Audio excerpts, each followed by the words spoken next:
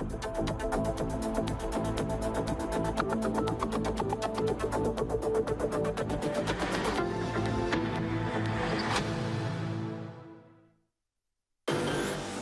Conseil des ministres conjoint de ce 9e traité d'amitié et de coopération se tient aujourd'hui.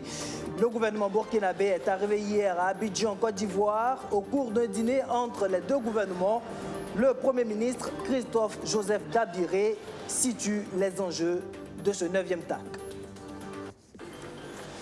Une semaine après le drame, les actes de solidarité ne cessent de se multiplier à l'endroit de Maître Farama. Ce matin, les secrétaires généraux des syndicats étaient à leur tour sur les lieux du sinistre pour constater l'ampleur des dégâts. Ils ont aussi remis une enveloppe symbolique de 2 millions de francs CFA en guise de soutien. En 2020, le gouvernement burkinabé a permis aux consommateurs de bénéficier de la gratuité de l'eau pendant 3 mois pour les aider à faire face aux mesures restrictives de la Covid-19. La mesure d'urgence est passée et on note que les populations ont abusé de cette gratuité en gaspillant l'eau, coûtant à l'État plus de 6 milliards de francs CFA. Et cette situation pèse lourd dans la trésorerie de l'ONEA. Bonjour, mesdames et messieurs, ravi de vous retrouver. Rendons-nous aux abords de la lagune Ébrié où se tient actuellement la 9e conférence du traité d'amitié et de coopération entre le Burkina Faso et la Côte d'Ivoire. C'est aujourd'hui le grand jour avec le Conseil des ministres conjoint entre les deux gouvernements. En attendant les différentes résolutions qui sortiront des travaux, je vous propose d'écouter tour à tour les deux premiers ministres ivoiriens et burkinabés à l'ouverture des travaux. De la récurrence des attaques et de la diversification des modes opératoires des groupes armés terroristes, la mutualisation de nos efforts communs s'impose fortement. Cela passe notamment par le renseignement et la poursuite des opérations militaires conjointes et apparaît comme des moyens de pression sûrs et durables contre ces criminels de notre âge. J'en appelle à des actions de sécurisation concertées et permanentes pour faire des limites de nos pays des espaces d'union, de sécurité et de développement. L'accélération du processus de bornage de nos frontières peut contribuer à préciser les responsabilités réciproques de chacun de nos États. Au regard des défis à relever, nos deux pays se doivent de tenir régulièrement des rencontres de concertation qui nous permettront d'assurer le suivi des dossiers d'intérêt commun. Il nous faut travailler aussi de façon plus efficace pour relever le niveau de nos échanges commerciaux à travers une mobilisation accrue des opérateurs économiques et des investissements. Une harmonisation et un renforcement de nos politiques de défense face aux attaques terroristes s'avèrent également nécessaires. Il nous faudra aussi procéder à une mise en œuvre effective et efficiente de tous les accords signés à chacune de nos rencontres au sommet. Accélérer la réalisation des principaux chantiers structurants retenus et endiguer les conséquences néfastes de l'orpaillage clandestin pour nos économies, pour l'environnement, pour la santé de nos populations.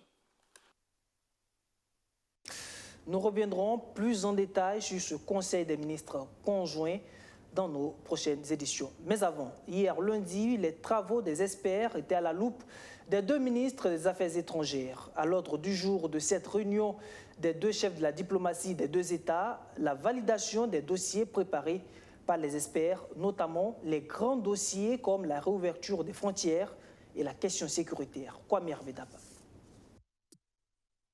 Abidjan, capitale économique ivoirienne.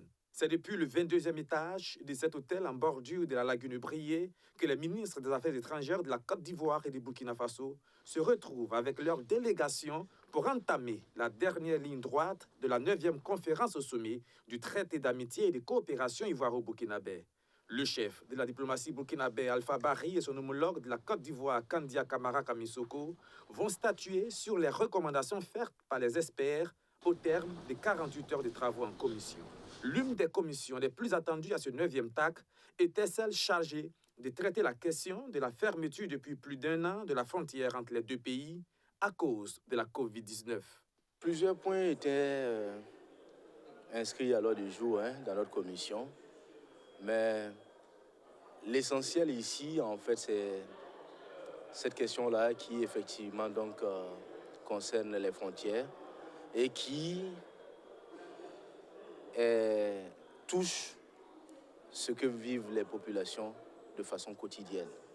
Nous avons recommandé, en tout cas aux politiques, aux autorités politiques, qu'il était important que les frontières soient ouvertes, bien sûr dans le strict respect des conditions de sécurité et de santé, de conditions donc sanitaires, pour effectivement donc préserver les deux populations. La recommandation faite par les experts des deux pays sera-t-elle entendue par les politiques à qui revient la décision finale? La réouverture de la frontière au terme de ce 9e TAC sera peut-être le signe que ce rendez-vous n'est pas une tribune stérile, un entre-soi politicien, comme le pensent plusieurs personnes de part et d'autre de la frontière. À tort, considère d'ailleurs cet autre expert burkinabé. Les accords là, ça sert. C'est vrai, par moment, les populations demandent à quoi ça sert. Est-ce que passe pas le temps peut-être à manger, à boire, mais la finalité, c'est les populations. Donc je pense que les deux chefs d'État avaient donné des orientations claires et précises à ce niveau, de véritablement aller dans le sens d'un TAC des peuples. C'est-à-dire les populations doivent se sentir. Pour parler d'un secteur qui n'est pas le mien, vous avez la question de l'énergie. C'est une réalité. Grâce au TAC et autres, l'État ivoirien aussi consent à une fourniture d'énergie, même par moment, mais à titre exceptionnel. Voilà, si le projet autoroutier aboutit, vous verrez que c'est au bénéfice des populations. Voilà, donc, c'est de plus encourager les acteurs du TAC à aller vers des résultats concrets pour les populations. Parce qu'il ne faut pas jeter l'eau avec le bain, et le bébé plutôt. En tout cas, le TAC, c'est l'un des meilleurs instruments qu'on a pu inventer. L'autoroute Abidjan-Ouaga, le chemin de fer, la lutte contre le terrorisme, la traite des enfants, entre autres, tous ces sujets seront sur la table du Conseil de gouvernement conjoint demain 27 juillet, présidé par les premiers ministres des deux pays. Retour au Burkina Faso où, une semaine après l'incendie qui s'est déclaré au cabinet de Maître Farama, les actes de solidarité ne cessent de se multiplier à son endroit. Ce matin, c'était au tour des secrétaires généraux des syndicats d'être sur les lieux du sinistre et de constater l'ampleur des dégâts. C'est un visage désolant que Bassolman Bazier et ses camarades présentaient après avoir visité les locaux. Tous les dossiers dont avait en charge Maître Farama ont été consumés par les flammes. Cette visite était donc l'occasion pour la délégation de venir soutenir cet avocat et lui donner une enveloppe symbolique de 2 millions de francs CFA. Je vous propose d'écouter à présent Bassolman Bazier, il est le porte-parole de la coalition des syndicats.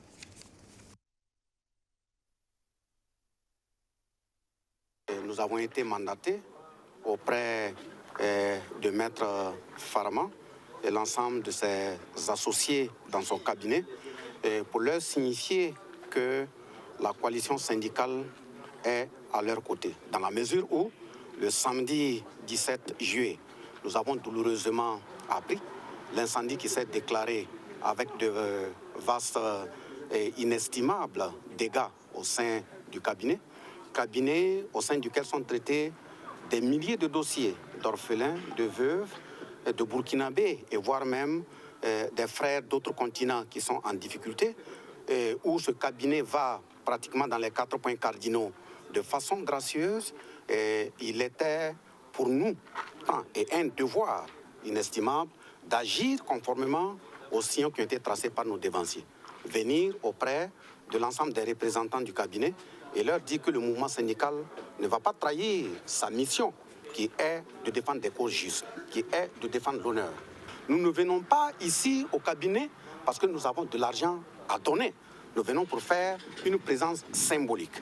Et cette présence symbolique qui s'accompagne d'une enveloppe de 2 millions que nous avons dégagée pour mettre à la disposition de Maître Farama et l'ensemble de ses associés. Si l'incendie est lié à une erreur de nature, la nature regorge certes des maladies, des maux, mais la même nature regorge de façon vivace des solutions idoines à chaque mot. Donc que la même nature nous donne les forces nécessaires de faire face à ces situation qui se voudrait naturelle. Mais par contre, si on constatait que par facette, une autre facette, c'est des questions d'intérêt ou d'intention inavouée, nous disons également à ce type d'esprit tordu et confondu avec l'obscurité que le mouvement syndical ne va jamais trahir sa mission de répondre présent. Tout autre chose à présent, élu à la tête de la Commission électorale nationale indépendante le 25 juillet 2016, en remplacement de Maître Barthélémy Kéré, Newton Ahmed Bari, dont le mandat est arrivé à terme, quitte l'institution après 5 années. Hier, 26 juillet, il est allé remettre son rapport au chef de l'État, un rapport qui revient sur les péripéties qui ont caractérisé les élections du 22 novembre 2020. Le président de la Commission électorale nationale indépendante dit regretter l'instabilité législative du code électoral, rappelant que le code a été modifié 3 fois en moins d'1 mois. Je vous propose de l'écouter. Nous sommes, comme vous savez, en fin de mandat et comme il est de coutume et c'est prescrit dans le code électoral, nous sommes venus remettre le rapport final des élections générales au chef de l'État et lui parler un peu évidemment de ce que nous avons pu faire. Profiter de l'occasion parce que c'est la première fois qu'il recevait la CENI en tant qu'entité, lui présenter toutes nos félicitations et tous nos vœux de succès pour le second mandat que le peuple a bien voulu lui confier. Du contenu du rapport, nous sommes revenus sur l'ensemble des péripéties qui ont accompagné évidemment les élections du 22 novembre, l'organisation qui n'a pas été facile dans le cadre d'un contexte à la fois sécuritaire et Covid. Ensuite, la question évidemment de l'instabilité législative du code électoral qui a été changé 3 fois en moins de 3 ans, dont 2 fois la même année, et puis dont la dernière a eu lieu à moins de 70 jours de l'élection, ce qui n'a pas facilité tous les éléments. Ensuite, nous avons aussi parlé des coûts. Malgré le contexte de la Covid, malgré le contexte de l'insécurité, malgré le fait que les Burkinabés de l'étranger ont voté pour la première fois, notre budget cette année, pour l'opération électorale seulement, non compris évidemment l'enrôlement des électeurs, est autour de 21 milliards. C'est-à-dire que nous avons fait moins cher que l'élection de 2015 en matière évidemment du coût.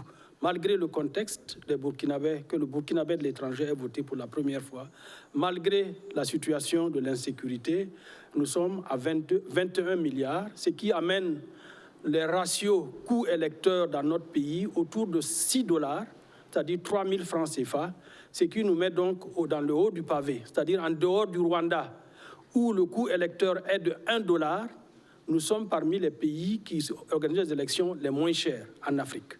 Nous parlons de notre mandat, nous sommes venus parler de ça. Le reste, évidemment, appartient à ceux qui viendront. Oui, il y a des recommandations qui ont été faites, notamment sur la stabilité législative, parce que si nous avions su, évidemment, et si on devait recommencer, je l'ai dit au chef de l'État, une loi changée à 70 jours des élections, nous aurions dû demander et obtenir le renvoi de la date des élections. Donc il faut évidemment l'instabilité législative pour permettre donc que les élections se tiennent dans les meilleures conditions. Il faut aussi naturellement travailler sur les coûts et pour les amoindrir encore. Venons à présent à cet événement qui promeut les valeurs d'intégrité et d'honnêteté au Burkina Faso. Il s'agit de la nuit du Burkinbila. Pour cette 5e édition, plus d'une 50aine de trophées ont été décernés à des acteurs ou des personnalités morales qui répondent aux valeurs du Burkinbila et dont les actions impactent positivement la société burkinabé. Parmi les lauréats, la télévision BF1. On fait le point avec Maxime Zongo et Archimède Boy. Le mérite de la télévision BF1, une fois de plus reconnu. La première audience télé reçoit un trophée spécial en communication et relations lors de la 5e nuit de reconnaissance Burkinbila ce 25 juillet. Cette cérémonie de distinction reconnaît le mérite des personnes et structures qui se sont illustrées dans leur domaine d'activité au cours de l'année 2021. Une soirée riche en émotions et en talents. Je reçois en tout cas ce trophée avec beaucoup de joie parce que c'est un effort qui est reconnu.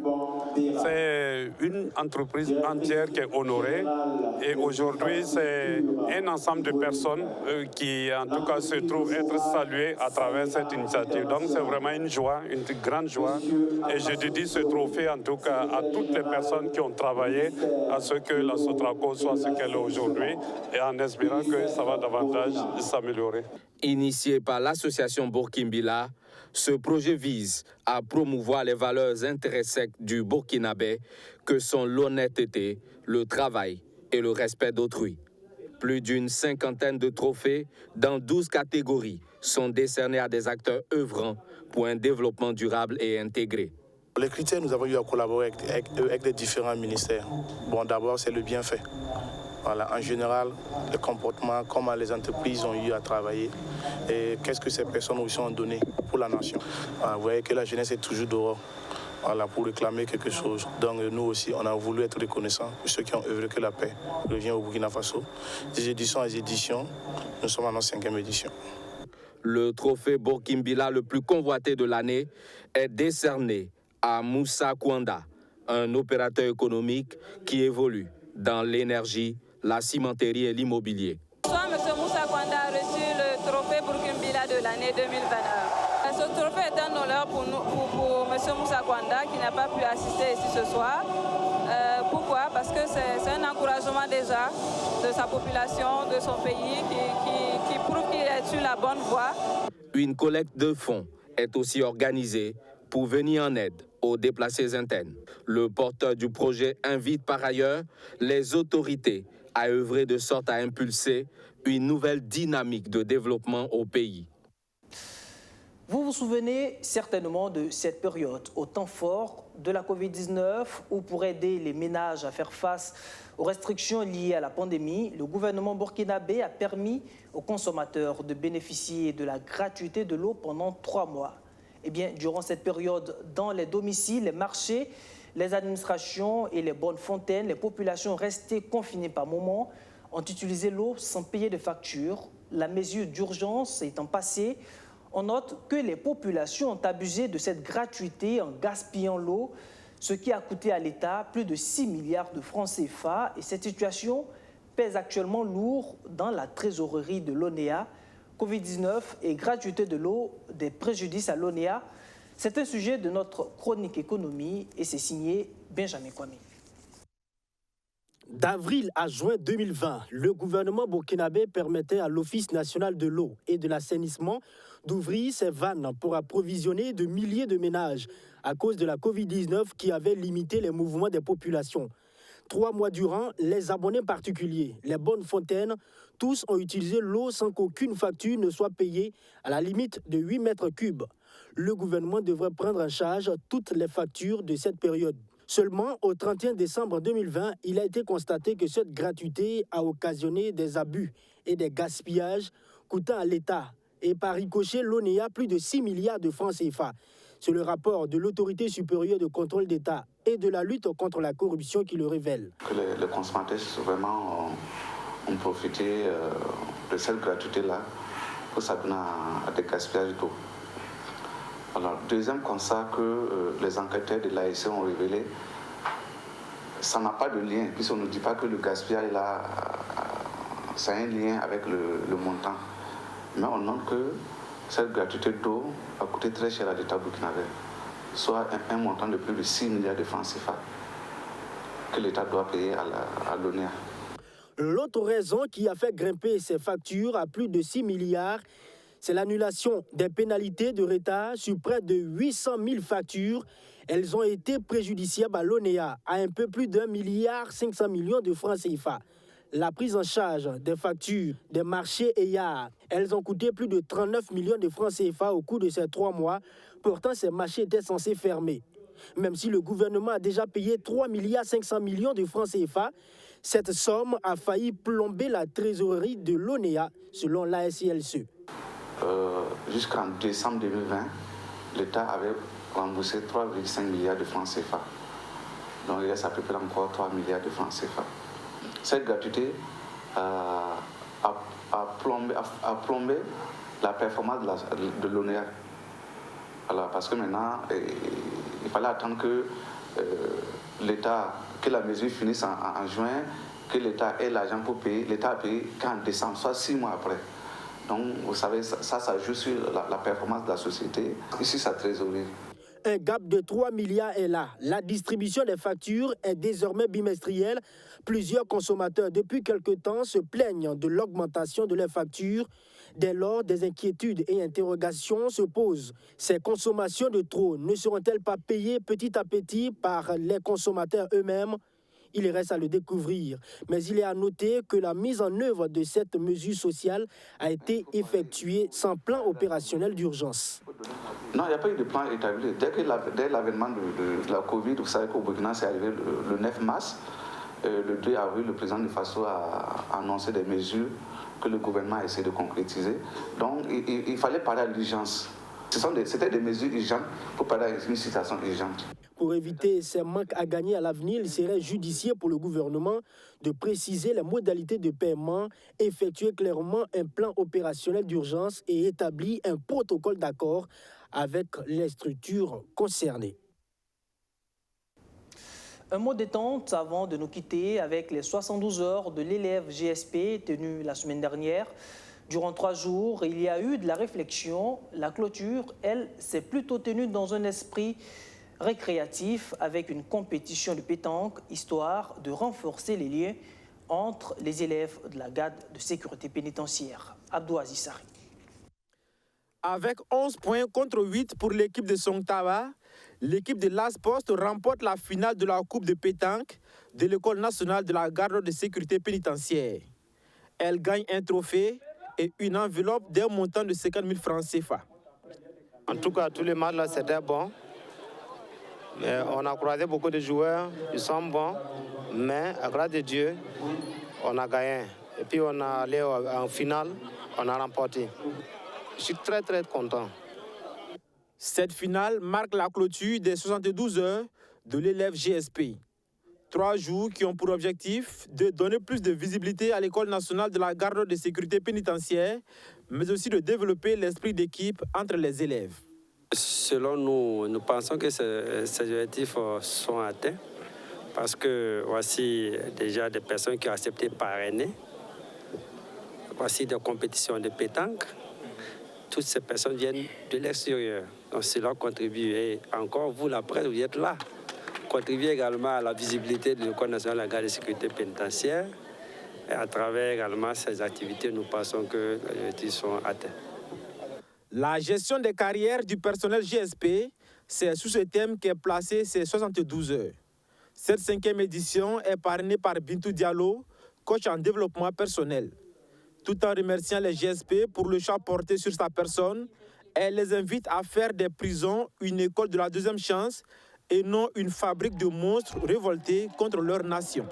Et on a cet adage qui dit que nous sommes tous des prisonniers en sursis. Et on a intérêt à ce que ceux qui sont là-bas, quand ils sortent, ils n'en veulent pas à leur nation. Je disais ce matin, quand un prisonnier sort, il peut soit entraîner 100 dans la prison ou sauver 100 qui auraient pu aller en prison. Ça dépend de comment nous le traitons à l'intérieur des prisons. Et c'est pour cette raison que je tiens à cette cause et que j'ai accepté finalement de parrainer ces 72 heures. Au-delà du sport et des conférences, des activités de don de sang et de salubrité ont marqué également cet événement.